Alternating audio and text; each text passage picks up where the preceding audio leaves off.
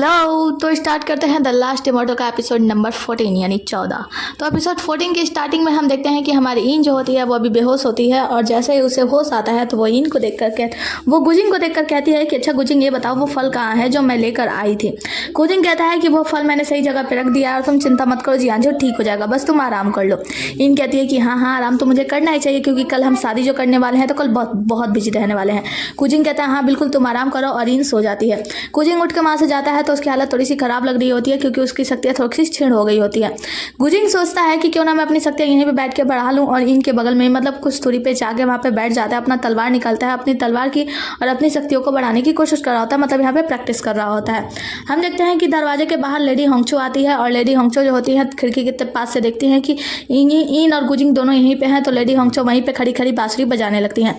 जैसे ही लेडी होंगचो बांसुरी बजाती हैं उस बांसुरी का कुछ धुन सा निकलता है और वह धुन निकलकर गुजिंग के आसपास लपेटने लगता है। और इससे क्या होता है कि वो जो बांसुरी की धुन होती है गुजिंग के अंदर की मतलब उसके दिमाग के अंदर की जितने भी प्यार का भूत होता है, जितना भी उन दोनों के भूत प्यार की यादें हैं वो सारी यादें उसमें से खींचने लगता है। एक एक कर गुजिंग की हर एक यादें मिटने लगती हैं। कैसे वो दोनों साथ में पल बिताया करते थे, कैसे वो दोनों का एक साथ किस हुआ था, कैसे उसने उसे तोहफा दिया था, मतलब गुजिंग की हर एक याद इनकी प्यार वाली यादें सारी मिटा देता है। मतलब वो सारी यादें उसके शरीर के अंदर से उसके दिमाग से निकल जाती है। वो सारी यादें निकल कर जाती हैं लेडी होंगचो के पास और लेडी होंगचो जो होती है उन यादों को मिटाने का प्रयास कर रही होती है। यानी पहले तो उसे आग से जलाती हैं ताकि ये यादें समाप्त हो जाए, लेकिन वो यादें आग से भी नहीं चलती। वो उन आग को वो उस यादों को फेंकना भी चाहती है लेकिन वो फेंक नहीं पाती। तो क्या करती है अपने पास से एक बोतल निकालती हैं और उस बोतल में उन यादों को भर लेती हैं और लेकर लेडी होंगचो वहाँ से चली जाती हैं। दूसरे सीन में हम देखते हैं कि होंगी यहाँ पे आया होता है दाजी माउंटेन में और सोच रहा होता है अपनी चाची यानी अपनी मौसी के बारे में। उनकी मौसी ने उससे क्या क्या कहा था। वो बता रही थी कि तुम परीलोक में इतने सालों से रह रहे हो, क्या तुम भूल गए हो कि परीलोक के वजह से ही तुम्हारे माता पिता की डेथ हुई थी। ये सारी बातें सोचकर होंगी परेशान हो रहा होता है और सोचता है कि मेरी मौसी ने बहुत कड़वे शब्द बोले हैं लेकिन हाँ उन्होंने बिल्कुल मेरे लिए ही कहा है कि ज़्यादा समय तक परीलोक में रुकना सही नहीं है। वो अंदर जाता है तो देखता है इन बहुत ही ज़्यादा खुश है और बहुत ज़्यादा सजी धजी है। तो होंगी पूछता है कि क्या बात है आज तुम बहुत खुश लग रही हो। वो कहती है कि हाँ खुशी की तो बात है, देखो मैं कैसी लग रही हूँ। और इन बहुत ही ज़्यादा उछल कूद कर रही होती है। इन जाती है एक जगह पे जाके बैठ जाती है और पूछती है कि अच्छा होंगी ये बताओ तुम कब आए हो। वो कहता है कि बस अभी। अच्छा इन एक बात बताओ, मैं जल्दी यहाँ से जाने वाला हूँ तो क्या तुम मेरे साथ चलोगी, हम लोग वहाँ पे रहेंगे मिलकर। इन उसकी बातें नहीं सुनती तो होंगी कहता है क्या तुमने सुना। इन कहती है कि माफ़ करना मैं थोड़ी सी सोच में थी इसीलिए मैंने सुना नहीं, अब बताओ क्या कहना चाहते हो। होंगी कहता है कि मैं तुमसे कह रहा था कि क्या तुम राक्षस लोग चलोगी, हम दोनों मिलकर वहीं पर खुशी से रहेंगे। इन कहती है कि हमेशा के लिए जाना थोड़ा सा मुश्किल है, हाँ थोड़े पल के लिए चली जाऊँगी। होंगी कहता है कि ऐसा क्यों। तो वो कहती है क्योंकि जो हमारा गुजिंग है वो तो दाजी माउंटेन पे है ना, तो उसे छोड़ के कैसे जा सकती हूँ। होंगी कहता है क्या मतलब है तुम्हारा, मतलब गुजिंग के लिए तुम नहीं जा रही हो। वो कहती है कि अरे हाँ माफ़ करना मैं तुम्हें बताना भूल गई, आज मैं और गुजिंग हम दोनों शादी करने वाले हैं और जल्दी हम लोग जाकर शादी के पेपर्स पे सिग्नेचर करने वाले हैं। होंगी कहता है कि क्या बकवास करी हो तुम और गुजिंग। तो वो कहती है कि हाँ और मैंने तुम्हें बताने में देर कर दी, माफ़ करना। उसके बाद से कहती है अच्छा ये बताओ ये दोनों हेयर पिन में कौन सा हेयर पिन ज़्यादा अच्छा है, ये वाला ये वाला। गुजिंग कहता है दोनों ही नहीं। होंगी कहता है दोनों ही नहीं। तो वो कहती है कि अच्छा दोनों ही नहीं, चलो ठीक है फिर दूसरी चुनने में मेरी मदद करो। होंगी सैड होकर वहाँ से बाहर निकल जाता है और इन होंगी करती रह जाती है। अगले सीन में हम देखते हैं इन जो होती है वो पूरी तरीके से तैयार होकर और गुजिंग के दरवाजे के बाहर आती है और दरवाजा खटखटाती है। पहले तो सोचती है कि गुजिंग कर क्या रहा होगा, उसके बाद से वो अंदर चली जाती है। वो देखती है कि गुजिंग अभी भी सो रहा है। इन उसे जगाने का प्रयास करती है और कहती है कि तुम नशे में हो, मतलब तुम पूरी रात पीकर सोते रहे। वो कहती है कि क्या हुआ इन, तुमने इतनी सुबह क्यों जगाया। वो कहती है कि तुम शराब पी रहे थे। वो कहता है कि शराब, लेकिन कल रात मैंने तो, हाँ मुझे कुछ याद नहीं आ रहा। इन कहती है कि हाँ मुझे पता है कि आज के लिए तुम थोड़ा सा एक्साइटेड हो गए इसीलिए तुमने शराब पी ली होगी, है ना। वैसे तुम्हें याद है ना आज हमें क्या करना है, आज हमें वो संधि संबंधी जो भी है उसमें जाकर जुड़ना है। वो कहता है कि अच्छा। फिर याद करता है कि उसके गुरु ने बताया था कि इन और गुजिंग ये दोनों जो है नौकर और मालिक बनने के लिए ही हैं और इन दोनों के लाइफ में अच्छा होगा अगर ये दोनों एक दूसरे के नौकर और मालिक बने रहे। तो गुजिंग कहता है कि इन तुम दोबारा से वही संबंध दोबारा से जोड़ना चाहती हो, तुम इसके लिए पछताओगी तो नहीं। इन कहती है कि अरे मैं क्यों पछताऊंगी, मैं तो बहुत ज़्यादा खुश हूँ कि आज मेरे दिल की बात होने वाली है और हाँ मैं जा रही हूँ और याद रखना मेरे जैसे मैचिंग कपड़े पहन के आना। और चली जाती है। गुजिंग कहता है कि हमें नौकर और मालिक का संबंध बनाना है और उसके लिए मुझे मैचिंग कपड़े पहनने हैं, ये क्या अजीब बातें करी है। जिसके बाद से हम देखते हैं इन और गुजिंग एक जगह पे पहाड़ी पे जाते हैं जहाँ पे ये दोनों लोग साथ में बहुत मस्ती करते हैं। इन जो होती है कुछ फूल वूल तोड़कर ले जाती है कि गुजिंग को देंगे और गुजिंग उसे अपने साथ लेकर जाता है जहाँ पे ये दोनों लोग बहुत ज़्यादा मस्ती कर रहे होते हैं, पानी में पत्थर फेंक रहे होते हैं। इन जो होती है वो बार बार गुजिंग से चिपकने का प्रयास कर रही होती है। तो गुजिंग कहता है कि इन ये क्या क्या कर रही हो, तुम छोटी बच्ची नहीं रही, बड़ी हो गई हो, दूर रहो। एक लड़का और लड़की ऐसे एक दूसरे के साथ चिपक नहीं सकते। इन कहती है कि लड़का और लड़की मतलब अब हम दोनों के बीच ऐसा क्या रह गया है, हम दोनों तो अब एक है ना। गुजिंग कहता है कि क्या बकवास कर रही हो तुम, और वहां से चला जाता है। जिसके बाद से हम देखते हैं गुजिंग और इन ये दोनों लोग उसी जगह पे पहुंचते हैं जहाँ पे इन लोगों को वो संबंध वगैरह जोड़ना है, इन लोगों को वादा करना है। ये दोनों लोग पहुंच जाते हैं और जो गुजिंग होता है वो अपना जो पत्रिका होता है उसे निकालता है और फिर अपने खुद मालिक और इन को नौकर बनाने के लिए जो संबंध होता है वो तार जोड़ने जाता है। इन कहती है कि अरे देखो, नौकर और मालिक का नहीं, हमें तो शादी करनी है ना। गुजिंग कहता है क्या तुम पागल हो गई हो, शादी तो शादी कोई ऐसा संबंध नहीं है जो किसी से भी जोड़ लिया जाए। तुम और मैं, हम दोनों तो भाई बहन की तरह है ना, मतलब सीनियर जूनियर है, तो हम दोनों शादी वादी कैसे कर सकते हैं। इन कहती है कि क्या तुम पागल हो गए हो, मजाक कर रहे हो क्या, क्या तुम भूल गए कि मनुष्य क्षेत्र में, मनुष्य लोक में तुमने कैसे कहा था कि तुम मुझसे शादी करना चाहते हो, तुम मुझे पसंद करते हो। गुजिंग कहता है क्या मैं और तुम्हें पसंद करता हूँ, मुझे तो ऐसा कुछ भी याद नहीं है। इन कहती है कि लेकिन उस समय तो, गुजिंग कहता है कि हाँ हाँ उस समय तो 3 लाइव स्टोन के लिए हम लोगों ने अभिनय किया था ना, वो तो बस एक नाटक था। तो वो कहती है क्या वो नाटक था, वो भावनाएं नाटक थी। चलो वो भावनाएं नाटक थी तो मुझे किस क्यों किया था। गुजिंग कहता है क्या तुम्हें किस, और याद करने की कोशिश करता है। इन कहती है कि तुम ये क्या कर रहे हो। वो कहता है कि चुप करो इन, मुझे तो कुछ याद ही नहीं आ रहा है ऐसा। तो इन उसे पकड़ के किस कर लेती है। गुजिंग उससे दूर करता है अपने आप से और कहता है कि तुम क्या पागल हो गई हो, कभी भी कुछ भी करती हो, आज के बाद से मुझसे मिलना मत। और वहां से चला जाता है गुस्से के मारे। जिसके बाद से इन भी उसके पीछे जाती है कि गुजिंग रुको, मैं ऐसा कुछ भी नहीं करूंगी, मेरी बात तो सुनो। और जाकर उसका दरवाजा खटखटाती है और वहीं पे लेडी होंगचो इन से मिलती है। लेडी होंगचो इन से कहती है कि इन देखो, तुम अपने आप को ना थोड़ा सा संयम में रखो, क्योंकि तुम बस एक मामूली सी जनसंलग्न जानवर हो। तुम्हें पता है कि गुजिंग कौन है। गुजिंग युआन क्यू है, उसका रियल नेम युआन क्यू है, जो भगवान डी जुआन का बेटा है और वो रियल गॉड है। वो तीनों लोगों को सम्मानित करता है, वो तीनों लोगों को देखता है। तीनों लोगों में किसी को भी चाहे तो इग्नोर कर सकता है, जिसे भी चाहे उसे मार सकता है, जिंदा कर सकता है, और वो तुमसे प्यार करेगा। तुम क्या सपने देख रही हो। हाँ माना कि पृथ्वी लोक पर 3 लाइव स्टोन के चक्कर में पड़कर उसने तुमसे कुछ मीठे मीठे शब्द बोल दिए, इसका मतलब ये नहीं कि वो तुमसे प्यार करता है। तुम्हें एक बार बता दूं, वो रियल गॉड है और वो तुम्हारे जैसे तुच्छ प्राणी से कभी भी प्यार नहीं कर सकता है। और तुम्हें अगर अभी भी यकीन ना होना तो तुम कहो तो मैं अपना भी स्थान बता दूं। मेरा भी स्थान उससे कम है, लेकिन तुमसे तो कहीं ज्यादा अधिक है। तुम एक बहुत ही तुच्छ प्राणी हो वगैरह वगैरह, बहुत सारा जली कटी लेडी होंगचो सुना देती हैं। इन जो होती हैं वो लेडी होंगचो से कहती है कि देखिए, मुझे इन सब के बारे में कुछ नहीं पता। गुजिंग कौन है क्या नहीं है, उसने कभी मुझसे कुछ भी नहीं कहा। उसने बस मुझसे ये कहा कि वो मुझसे प्यार करता है और मैं भी उसे पसंद करती हूँ। इसमें भगवान और इंसान ये सब कुछ भी, मुझे कोई भी चीज़ मायने नहीं रखती। माना कि मेरी उम्र हाँ सिर्फ 100 साल है, लेकिन इसका ये मतलब नहीं कि मेरे अंदर दिल नहीं है। मेरे अंदर भी दिल है जो कि उससे बहुत ज़्यादा प्यार करता है। लेडी होंगचो कहती है कि देखो, ये प्यार व्यार ना तुम जैसे छोटे लोगों में होता होगा, और लेवल देख कर इंसान प्यार करता है। इंसान हो या भगवान, वो लेवल के हिसाब से वो एक गॉड है और वो तुम्हारे जैसे तुच्छ प्राणी से प्यार नहीं कर सकता। हम देखते हैं कि जब ये इसे सब कुछ सुना रही होती हैं तो गुजिंग यहाँ पे आता है और सब कुछ सुनता है कि कैसे उसकी चाची यानी जो होंगचो हैं वो इनको बहुत ज़्यादा सुना रही हैं। तो गुजिंग को देखा नहीं जाता और वो आता है और कहता है कि चाची आपकी हिम्मत कैसे हुई ऐसा कुछ भी कहने की, ऐसा कुछ नहीं है। और वो इनसे कहता है कि इन तुम मेरी बात समझने की कोशिश करो। हाँ मैं गॉड हूँ, लेकिन मैंने ऐसा नहीं है कि मैं तुमसे ये सब बताना नहीं चाहता था। मैं चाहता था कि एक अच्छा समय देखूँ, अच्छे समय में मैं तुम्हें बताना चाहता था, मैं तुमसे कुछ भी छिपाना नहीं चाहता था। इन जो होती है वो बस अपना सर नीचे करती है और कहती है कि मुझसे दूर रहो, मुझे तुमसे कोई बात नहीं करनी, और चुपचाप से वहाँ से चली जाती है। जिसके बाद से हम गुजिंग को देखते हैं जो लेडी होंगचो को देखता है। सीन कट होता है और हमें दिखाया जाता है जियानजू एक लकड़ी की मूर्ति जो कि चाकू से बनाया जाता है उसे लेकर बैठे होते हैं। इन जाती है और कहती है कि जियानजू ये कौन सी मूर्ति है, ये एनहुई की मूर्ति है ना। वो कहता है कि हाँ, एनहुई ने मुझे सिखाया था कि कैसे चाकू से मूर्तियाँ बनाया जा सकता है, और धीरे धीरे करके मैं ये मूर्तियाँ बना रहा हूँ और ये और भी ज़्यादा स्पेशल होती जा रही है। यहाँ पे जो इन होती है वो कहती है कि जियानजू मुझे लगता है कि आपको आराम करना चाहिए, क्योंकि आप अभी भी पूरी तरीके से ठीक नहीं हैं। जियानजू कहते हैं कि तुम्हें चिंता करने की आवश्यकता नहीं है, वैसे तुमने मेरे लिए जो कुछ भी किया उसके लिए बहुत बहुत शुक्रिया। तुम मेरे लिए अमर फल लेकर आई और अब अपने आप को और भी ज़्यादा कष्ट मत देना मेरे लिए। बहुत ही ज़्यादा सैड होती है और फ्लो में अपने और गुजिंग की बातें करने लगती है। मतलब देखा जाए तो उसका नाम तो नहीं लेती, लेकिन कहती है कि मैं भी किसी से प्यार कर बैठी जिससे बताना बहुत ही ज़्यादा नामुमकिन है। हालांकि उससे मिलना नामुमकिन है, शायद उससे मैं कभी मिल नहीं पाऊंगी, लेकिन मैं उसके प्यार को भूल नहीं पाती हूँ। यहाँ पे जियानजू कहता है कि इसका मतलब ये है कि तुम्हें पता चल चुका है कि गुजिंग युआन क्यों है, मतलब वो एक गॉड है। इन कहती है कि क्या आपको भी पता है। तो जियानजू कहते हैं कि हाँ, मुझे और मेरे गुरु को और लेडी होंगचो को, मतलब कुछ लोग हैं जिन्हें पता है कि गुजिंग एक रियल गॉड है। तो वो कहते हैं जियानजू कि मुझे लगता है इनकी तुम्हें अब उससे प्यार करना छोड़ देना चाहिए, क्योंकि देखो अगर तुम उससे प्यार करती हो तो तुम्हें बहुत ही ज़्यादा तकलीफ़ों का सामना करना पड़ेगा। तो मैं नहीं चाहता कि तुम्हारा हाल एनहुई की तरह हो, क्योंकि एनहुई एक नश्वर देश से थी, नश्वर लोक से थी, और मैं देखो मैं अमर क्षेत्र से था। जब मुझे सज़ा मिली तो मेरा शरीर था, मेरा अमर शरीर था जिसने मेरी रक्षा की। इतनी सज़ा मिलने के बाद, मार पड़ने के बाद भी मैं जीवित रहा।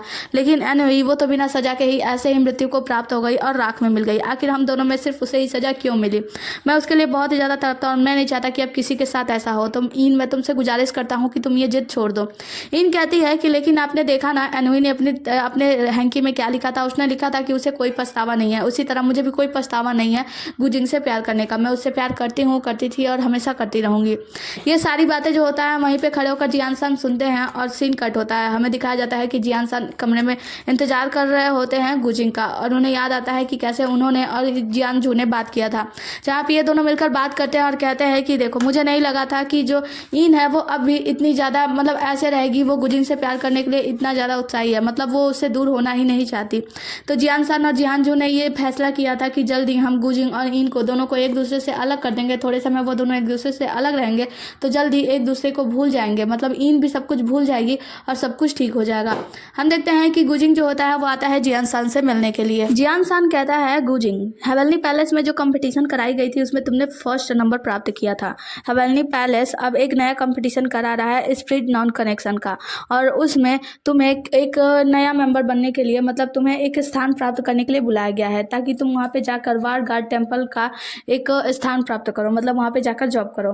तो यहाँ पे जो गुजिंग होता है वो कहता है कि लेकिन इतनी जल्दी, तो यहाँ पे जो जियान सान होता है वो कहता है कि हाँ, हेवनली पैलेस से ये आदेश आया है कि तुमने प्रथम नंबर स्थान प्राप्त किया था, इसीलिए तुम्हें वहाँ पे बुलाया गया है जॉब के लिए। अगर तुम नहीं जाओगे तो हेवनली पैलेस का ये बहुत ही मतलब हेवनली पैलेस को इस बात के लिए बहुत ज़्यादा बुरा लगेगा।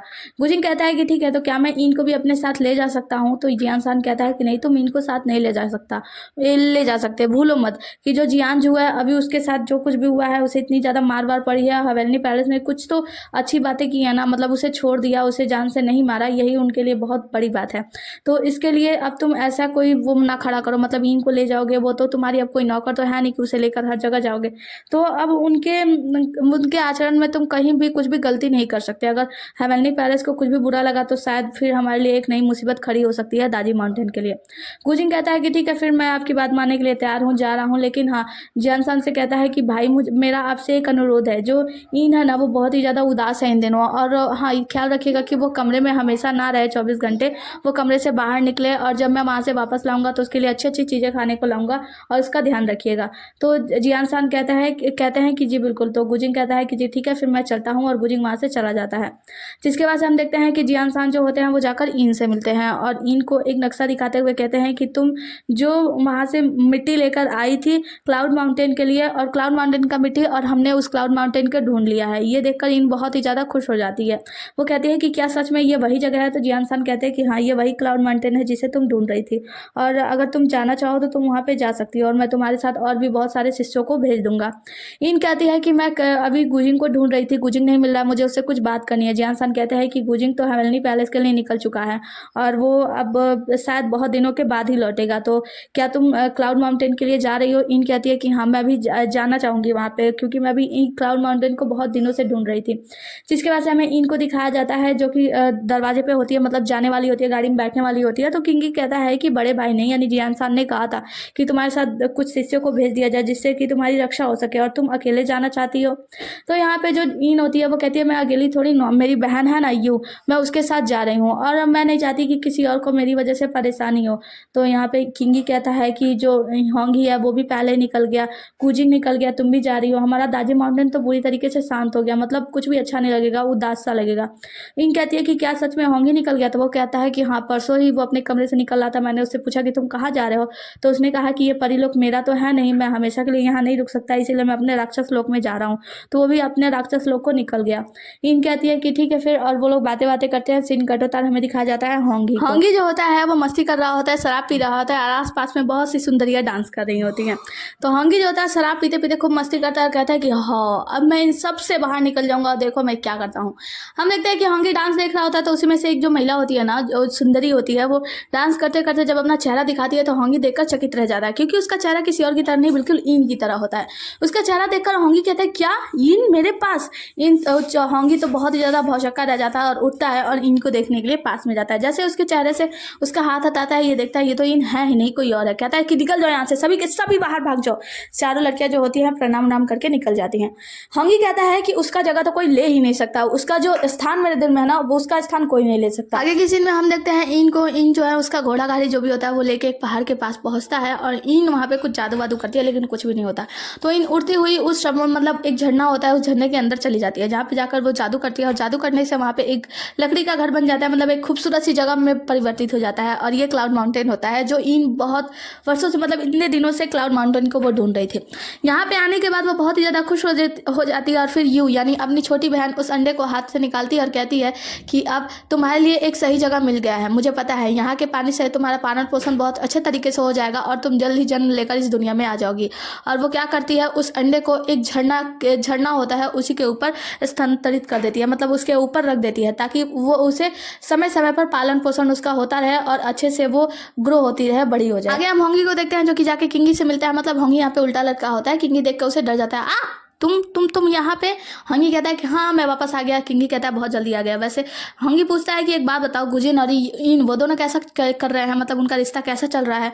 किंगी कहता है कि क्या कहना क्या चाहते हो तुम। तो होंगी दूसरी तरफ मुंह करके कहता है कि उन दोनों का रिश्ता मैं यहाँ पे तोड़वाऊंगा और इनके दिल में अपने लिए जगह बना के ही रहूंगा। किंगी कहता है क्या रिश्ता, मतलब क्या कहना चाहते हो तुम। तो होंगी कहता है क्या उन दोनों की शादी नहीं हुई। तो किंगी कहता है नहीं पागल हो क्या, जो गुजिन है ना वो हेवनली पैलेस में गया हुआ है और जो इन है वो तो क्लाउड माउंटेन को चली गई है। तो होंगी कहता है कि क्या क्लाउड माउंटेन, उन दोनों की शादी नहीं हुई। किंगी कहता है कि नहीं। तो कहता है ठीक है तो फिर मुझे बताओ कि क्लाउड माउंटेन कहाँ है। दूसरी तरफ हम इनको देखते हैं जो कि सैड होती है और क्लाउड माउंटेन में होती है और वो इन गुजिन के बारे में बार बार सोच भी रही होती है और वो यहाँ पे अकेले सर्वाइव कर रही होती है क्योंकि उसके साथ रहने वाला कोई नहीं है, उसका साथ देने वाला कोई नहीं है। वो आकाश को देखती है, वो अपनी बहन यू को देखती है, मतलब उस अंडे को देखती है जो कि उस पानी के ऊपर पालन पोषण उसका हो रहा है। और हमें दिखाया जाता है आगे की सीन में गुजिन को जो कि हेवनली पैलेस पहुंच चुका होता है। गुजिन भी यहाँ पहुंचकर यही सोचता है कि इन कैसा कर रही होगी, मैं बस इसी बारे में सोच रहा हूँ। आगे की सीन में हम देखते हैं इन जो होती है वो एक जगह पे बैठी होती है, मतलब वही क्लाउड माउंटेन पे। तभी वहाँ पे होंगी आता है। होंगी आते ही पूछता है कि इन तुम कैसा करी हो, तुमने ये पैलेस मतलब ये माउंटेन आखिरकार ढूंढ लिया। वो कहती है कि हाँ और मैं बहुत ज़्यादा खुश हूँ। तुम्हें पता है ये वर्षों से ढका हुआ है, तुमने देखा ये कितना खूबसूरत है, देखो इसे महसूस करो, ये कितना ज़्यादा प्यारा है ना, बहुत ज़्यादा। होंगी कहता है हाँ बहुत प्यारा है। तो यहाँ पे इन कहती है कि देखो जल्दी जब मैं यहाँ पे रहने लगूंगी ना और ये पूरी जगह मेरे नाम हो जाएगी तो तुम चिंता मत करो, जल्दी मैं तुम्हें यहाँ का कोई भी ज़मीन दे दूंगी, जो भी तुम्हें पसंद आएगा तुम यहाँ पे मिलकर रह लेना। तो वो कहता है कि हाँ मैं जरूर रहूँगा। जिसके बाद से इन कहती है अच्छा होंगी मुझे एक बात बताओ, जब तुम और यांगशुआन ये दोनों लोग 3 लाइव स्टोन के प्रभाव में थे तो क्या तुम दोनों के बीच कुछ अनयूजुअल हुआ था। होंगी याद करता है कि कैसे यांगशुआन ने उसे किस किया था। तो वो कहता है कि क्या अनयूजुअल, क्या मतलब क्या है तुम्हारा। इन कहते हैं कुछ ऐसा, मतलब हक बक करना वगैरह वगैरह। तो होंगी कहता है कि हाँ और तुम्हें पता है ये सब सिर्फ इसलिए क्योंकि 3 लाइव स्टोन का असर हमारे ऊपर था, इसीलिए किस करना और गले मिलना ये सब सिर्फ एक नॉर्मल सी बात है। तो इन कहती है कि अच्छा इसीलिए गुजिन ने उस वक्त ये सब कुछ किया था, वो सब जो कुछ भी था वो बस उस 3 लाइव स्टोन के प्रभाव में कर रहा था। तभी हम देखते हैं कि ये लोग कुछ बातें कर ही रहे होते हैं। तभी यहाँ पे एक गॉड आते हैं और कहते हैं कि तुम लोग यहाँ पे क्या कर रहे हो, जल्दी यहाँ से निकल जाओ, ये क्लाउड माउंटेन है और किसी के बाप की जागीर नहीं है, मतलब किसी की जागीर नहीं है जिसे अपना लिया जाए। इन कहती है कि लेकिन मैंने इस जगह को ढूंढा है, क्या ऐसा दस्तावेजों में लिखा नहीं गया कि जिसने जिस जगह को ढूंढा वो उसका हो गया। तो वो जो गॉड होते हैं वो कहते हैं कि हाँ उसका हो जाता है, लेकिन उससे पहले हेवनली पैलेस में अपना नाम दर्ज करवाना पड़ता है। लेकिन तुम लोगों ने ऐसा कुछ भी नहीं किया, अगर जल्दी नहीं निकले तो कल के कल आकर हेवनली पैलेस वाले तुम लोगों को यहाँ से धक्के मार के निकाल देंगे और गॉड वहाँ से चले जाते हैं। इन और होंगी अब दोनों इस समय परेशान हो जाते हैं। इन कहती है कि लेकिन अगर मैं चाहती हूँ कि मैं उन लोगों को जाकर बता दूँ कि मैं जन संलग्न जानवर हूँ और ये जो क्लाउड माउंटेन है वो जन संलग्न जानवरों के पालन पोषण के लिए ही बना है, तो शायद वो लोग ये मुझे दे दे, मतलब हेवनली पैलेस वाले ये जगह मुझे दे दे। होंगी समझाता है कि देखो अगर तुमने उन्हें बता दिया ना कि तुम जन संलग्न जानवर हो तो बस तुम इन लोगों के नज़रों में एक शिकार बन जाओगे, इसीलिए तुम ऐसा कुछ भी नहीं करोगे, हम कोई ना कोई और रास्ता निकाल लेंगे। तभी हम देखते हैं कि वहाँ पे यांगशुआन उड़ती हुई आती है और कहती है कि इन तुम्हें पता है मैं तुम्हें ढूंढने के लिए दाजी माउंटेन पे गई थी और दाजी माउंटेन वालों ने बताया कि तुमने क्लाउड माउंटेन ढूंढ लिया है, मतलब तुमने एक नया पैलेस ढूंढ लिया है और ये काफ़ी सुंदर है ना। तो मैंने सोचा क्यों ना मैं तुम्हारे साथ मिलकर दारू वारू पीऊँ, मतलब मिलकर इंजॉय करते हैं ना। इन और होंगी ये दोनों लोग अपना मुंह लटकाए होते हैं। तो यांगशुआन कहती है कि क्या बात हो गई, मतलब तुम क्या सोच रही हो। तो इन और होंगी ये दोनों लोग मिलकर अगले ही सीन में यांगशुआन को सारी परेशानी बता देते हैं और बताते हैं क्या क्या हुआ है। तो यांगशुआन कहती है कि बस इतनी सी बात, देखो कोई ऐसी परेशानी नहीं है ना जिसका हल ना हो, तो मेरे पास एक हल है। तुम एक काम करो, अभी ना हेवनली पैलेस में कुछ नए लोगों को, नए जॉब करने वालों को, नए कर्मचारियों को नियुक्त किया जा रहा है। तो तुम एक काम करो, 5वें नंबर वाला कर्मचारी के लिए तुम अनुरोध करो। अगर तुम उसमें पास हो जाती हो ना तो 5वें नंबर वाले जो कर्मचारी हैं वो अपनी पहचान नहीं बताएंगे, मतलब अगर अपनी पहचान ना भी बताएं, ये नहीं भी बताओ कि तुम जो जन संलग्न जानवर हो, उसके बाद भी तुम्हें एक हवेली, एक जगह पुरस्कार में दिया जाएगा, मतलब एक जगह तुम्हें अलॉट कराई जाएगी और तुम इस जगह को यानी क्लाउड माउंटेन को चुन सकती हो। तो इस बात को जानकर इन बहुत ही ज़्यादा खुश हो जाती है और यांग स्वांग कहती है कि हो गया ना परेशानी हल। उसके बाद यांग स्वांग कहती है कि और तुम्हें पता है गुजिंग भी वहीं पे गया है हेवनली पैलेस में अपने एक मतलब सीट को लेने के लिए, तो वो भी तुम्हारी वहाँ पे मदद कर देगा। ये सुनकर इन थोड़ा सा उदास हो जाती है। तो होंगी कहता है कि तुमने वही नाम ले लिया जो नाम नहीं लेना चाहिए था। आगे हमें दिखाया जाता है हेवनली पैलेस का सीन और यहाँ पे होती हैं हुआशु यानी राजकुमारी हुआशु, जिसके बाद से हमें दिखाया जाता है यहाँ पे राजा होते हैं मोर राजा और उनके राजकुमार होते हैं जिनका नाम हुआयान। ये तीनों लोग मिलकर राजा लैंगफेंग से इस बात के पे चर्चा करने आए होते हैं कि मोर राजा कहते हैं कि राजा लैंगफेंग आप हमारी बेटी से प्यार करते हैं और निश्चित रूप से मुझे भी आपके प्यार से कोई एतराज नहीं है, मैं आप दोनों की शादी करने के लिए तैयार हूँ, लेकिन हाँ हम दोनों में बराबरी बहुत कम है ना। और मैं आपसे एक अनुरोध करना चाहता हूँ। दरअसल मैंने सुना है कि आपके यहाँ पे हाल प्रमुख का जो सीट है वो खाली है, तो मुझे लगता है कि आपको वो सीट जो है ना वो हुआयान यानी मेरे बेटे को राजकुमार को दे देना चाहिए। तो राजा लैंगफेंग जो होते हैं वो सीधे सीधे कहते हैं कि देखिए अगर राजकुमार हुआयान इस लायक है कि वो हाल प्रमुख बन सकते हैं तो मुझे लगता है कि उन्हें प्रवेश परीक्षा देनी चाहिए और इंटरव्यू वगैरह से गुजरना चाहिए।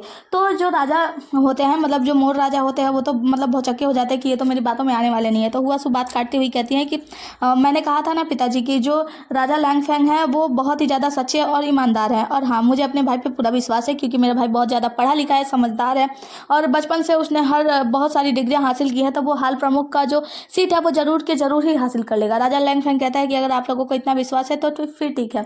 और अब उनके भाई से मतलब हुआयान से कहता है कि मैं आपके साथ टोस्ट करना चाहता हूँ और उम्मीद है कि आप जो ये सीट है मतलब हाल प्रमुख का वो उस सीट को आप अपना बना लेंगे। और चलिए अब इस बात के लिए आप अभिनय करते हैं, मतलब आप अभिनय कीजिए, मतलब एक नाटक कीजिए कि आप हाल के प्रमुख हैं और कैसा मतलब वो कर पाएंगे। देखा जाए तो ये उन्होंने बनाने से मना कर दिया था हाल प्रमुख, लेकिन उन्होंने कहा था कि ठीक है फिर आप एक बार अनुभव करके देख लीजिए कि आप ऐसा कर सकते हैं या नहीं।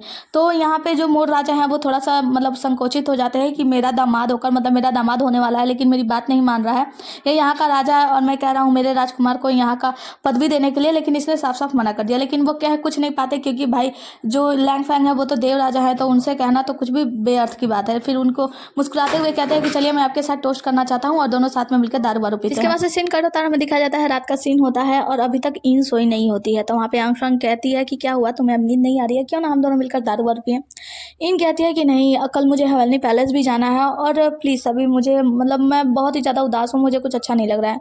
यांग स्वांग कहती है कि खैर तुम्हें पता है कि जब पृथ्वी लोक पर हम लोग घूम रहे थे तो जो गुजिंग था वो तुम्हारे साथ इतना चिपक रहा था, वो तुम्हारी रक्षा कर रहा था, तुम्हारे साथ खुश था, लेकिन अब अचानक से ऐसा क्या हुआ मैं ये समझ नहीं पा रही हूँ। इन कहती है कि तो आपको भी लगा ना कि उसकी जो फीलिंग्स थी वो वास्तविक थी, सच्ची थी। तो यांग स्वांग कहती है कि हाँ मुझे भी ऐसा लगा। तो इन कहती है कि हाँ मुझे भी ऐसा लगा, लेकिन पता नहीं क्यों कुछ दिनों से वो मुझे इग्नोर कर रहा था, ऐसा लग रहा था कि जैसे वो मेरे पास आना ही नहीं चाहता। खैर मैं जब हेवनली पैलेस जाऊंगी तो मैं एक और कोशिश जरूर करूंगी, भले ही मैं इसमें फेल हो जाऊं, लेकिन मैं ऐसा नहीं रहना चाहती। मैं चाहती हूँ कि मैं व्यक्त करूँ कि मैं उससे प्यार करती हूँ, अगर वो प्यार करता है तो ठीक है वरना फिर कोई बात नहीं। मैं ऐसे नहीं जी सकती, मैं उसे छोड़ नहीं सकती, चाहे कुछ भी हो जाए मैं उसके प्यार को भुला नहीं सकती। मतलब बहुत सारी बातें यांग स्वांग से कहती है और यहीं पे हम देखते हैं कि होंगी जो होता है ये सारी बातें सुन रहा होता है। इन कहती है मैं एक आखिरी कोशिश जरूर करने वाली हूँ और यांग स्वांग कहती है कि ठीक है फिर तुम जरूर करना। और इसी के साथ ये एपिसोड यहीं पे समाप्त होता है। सुनो वीडियो लाइक करके जाना। अरे नहीं हाँ रुको, एक गेम खेलते हैं। जो 18 साल से 25 साल के बीच में है ना वो वीडियो को लाइक करे और जो 18 साल से 30 साल की उम्र तक है वो चैनल को सब्सक्राइब करे। कर दो, अच्छा लगता है। लाइक नहीं करोगे तो अच्छा नहीं लगेगा ना। और हाँ कमेंट कर देना नेक्स्ट पार्ट के लिए। Okay bye bye.